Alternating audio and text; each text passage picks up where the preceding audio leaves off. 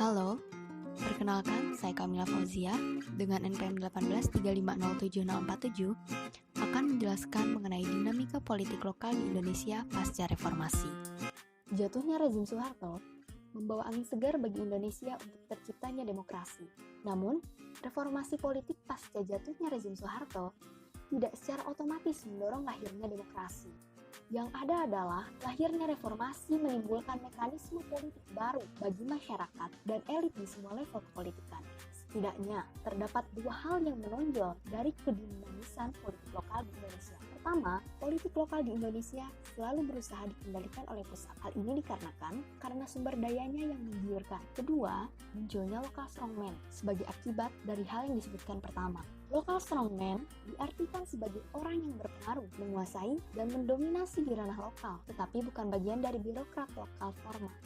Local strongman muncul dan berkembang seiring dengan penyerahan kewenangan pemerintahan pada daerah. Adanya desentralisasi dimanfaatkan oleh sebagian elit untuk membangun penguasaannya dalam bidang politik dan ekonomi, yang mengakibatkan munculnya orang-orang kuat di ranah lokal. Local strongman melakukan berbagai strategi untuk bisa bertahan hidup dengan memperluas dan mempertahankan kekuasaannya melalui bentuk aliansi segitiga akomodasi bersama aparat birokrasi negara dan politisi di tingkat lokal. Selain menggunakan partai politik, local strongman di beberapa daerah juga melakukan mobilisasi dengan mengeksploitasi politik etnis dan agama. Melalui proses demokrasi dan desentralisasi, para local strongman dan bos ekonomi makin memperoleh kesempatan untuk menjabat kursi sentral di lembaga-lembaga pemerintahan daerah dibandingkan masa-masa sebelumnya. Kalaupun mereka tidak memangku jabatan-jabatan penting tersebut, para broker ataupun local strongman ini selalu berupaya untuk memastikan bahwa para politisi lokal bergantung pada bantuan dan sokongannya agar kebijakan resmi menguntungkan bisnis dan posisinya.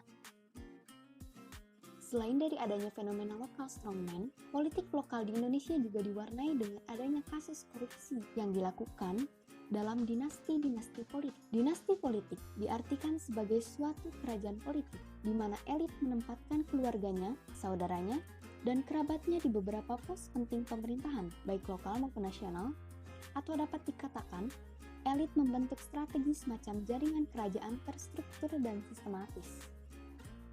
Dinasti tumbuh subur melalui proses pemilu. Raja-raja kecil di daerah tersebut menguasai berbagai lini jabatan di daerah, baik sebagai kepala daerah dan legislatif. Sekalipun kepala daerah dipilih secara langsung oleh rakyat, kritik tajam terhadap lahir dan langgengnya dinasti melalui pemilu yang demokratis layak ditunjukkan kepada partai politik. Sebab partai politik adalah pemberi tiket pencalonan untuk pasangan calon kepala daerah agar dapat maju dalam pilkada melalui jalur non-independen. Partai politik memegang peran besar dalam tumbuhnya dinasti politik. Tidak adanya regulasi yang membatasi atau menekan potensi penguasaan politik oleh dinasti.